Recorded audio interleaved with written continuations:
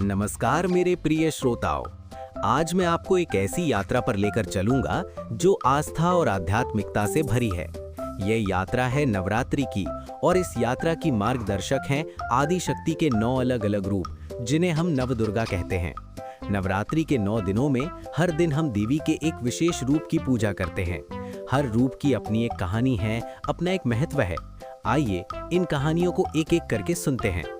पहला दिन। कहानी शुरू होती है हिमालय के शिखर से। देवी दुर्गा का पहला स्वरूप शैलपुत्री है। शैल का अर्थ है पर्वत और पुत्री का अर्थ है बेटी। पर्वतराज हिमालय की पुत्री होने के कारण इन्हें शैलपुत्री कहा गया। ये नंदी यानी वृषभ पर सवार हैं और इनके एक हाथ में त्रिशूल है और दूसरे में कमल का फूल। ये शुद्धता, धैर्य और दृढ़ता का प्रतीक हैं। इनकी पूजा हमें सिखाती है कि हमें अपने जीवन में प्रकृति के करीब रहना चाहिए और धैर्य से हर मुश्किल का सामना करना चाहिए। दूसरा दिन। अब चलते हैं तपस्या की ओर। देवी का दूसरा स्वरूप ब्रह्मचारिणी है। ब्रह्म का अर्थ है तपस्या और चारिणी का अर्थ है आचरण करने वाली। यह देवी पार्वती का वो रूप है जब उन्होंने भगवान शिव को पति के रूप में पाने के लिए कठोर तपस्या की थी। उनके एक हाथ में माला और दूसरे में कमंडल है। इनकी पूजा हमें सिखाती है कि जीवन में लक्ष्य को पाने के लिए तपस्या और एकाग्रता कितनी जरूरी है। युद्ध के तीसरे दिन देवी ने एक अद्भुत रूप धारण किया। इनके माथे पर घंटे के आकार का आधा चंद्रमा है, इसलिए इन्हें चंद्र घंटा कहा जाता है। इनकी ध्वनि इतनी भयंकर है कि राक्षसों की सेना डर जाती है, लेकिन इनका स्वरूप हमेशा शांति और सौम्यता से भरा होता है। ये हमें सिखाती हैं कि बाहर से भले ही हम शांत दिखें, लेकिन हमारे अंदर अन्याय के खिलाफ लड़ने की शक्ति होनी चाहिए। चौथे दिन।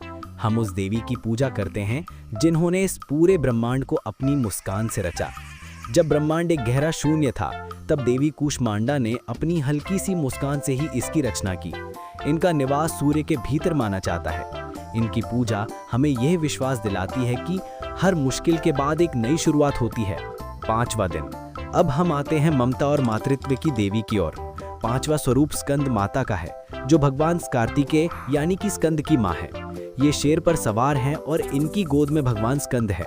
इनकी पूजा हमें मातृत्व की शक्ति और प्रेम का महत्व सिखाती है। ये हमें बताती हैं कि एक मां की ममता में ही पूरी दुनिया की शक्ति छिपी होती है। छठे दिन। हम उस देवी की पूजा करते हैं जिन्होंने महिषासुर का वध किया था।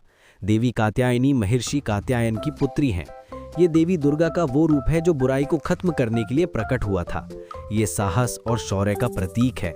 इनकी पूजा हमें सिखाती है कि हमें अन्याय के खिलाफ खड़े होने का साहस रखना चाहिए। सातवां दिन। यह नवरात्रि का सबसे शक्तिशाली दिन माना जाता है। सातवां स्वरूप कालरात्रि का है। इनका रंग गहरा काला है और इनके गले में बिजली की तरह चमकती माला है। ये अंधकार, अज्ञानता और मृत्यु का नाश करने वाली हैं। इनका रूप भले ही डरावना लगे, लेकिन ये भक्तों को शुभ फल देती हैं। इनकी पूजा हमें जीवन के अंधकार से लड़ने की शक्ति देती है। आठवां दिन। अब हम आते हैं पवित्रता की ओर। आठवां स्वरूप महागौरी का है। महा का अर्थ है महान और गौरी का अर्थ है गोरी। ये देवी पार्वती का वो रूप है जब उन्होंने कठोर तपस्या के बाद अपनी सारी कालिमा धो दी थी। ये शांति, सुंदरता और पवित्रता का प्रतीक है। ये हमें सिखाती हैं कि पवित्रता और शुद्धता ही जीवन की असली सुंदरता है। नवा दिन और अंत में नवरात्रि का अंतिम दिन। यह देवी सिद्धिदात्री का दिन है। सिद्धि का अर्थ है अलौकिक शक्ति और दात्री का अर्थ है देने वाली।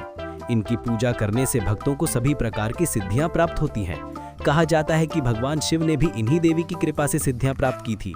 इनकी पूजा हमें बताती है कि कड़ी मेहनत के बाद ही हमें जीवन में सफलता मिलती है। तो मेरे दोस्तों, नवरात्रि सिर्फ 9 दिनों का पर्व नहीं है। यह एक यात्रा है जो हमें प्रकृति से जोड़ती है, तपस्या करना सिखाती है, शक्ति देती है, हमारे अंदर के राक्षसों को खत्म करती है और अंत में हमें ज्ञान और सिद्धि प्रदान करती है। हर दिन एक नई देवी, एक नया संदेश और एक नई प्रेरणा। आप सभी को नवरात्रि की हार्दिक शुभकामनाएं। इस ऑडियो बुक को बनाने में हमने यह सुनिश्चित करने की कोशिश की है कि किसी की भी भावनाओं को ठेस न पहुंचे। यदि कोई त्रुटि हो तो हमें क्षमा करें। आज के लिए बस इतना ही। फिर मिलेंगे एक नई कहानी के साथ।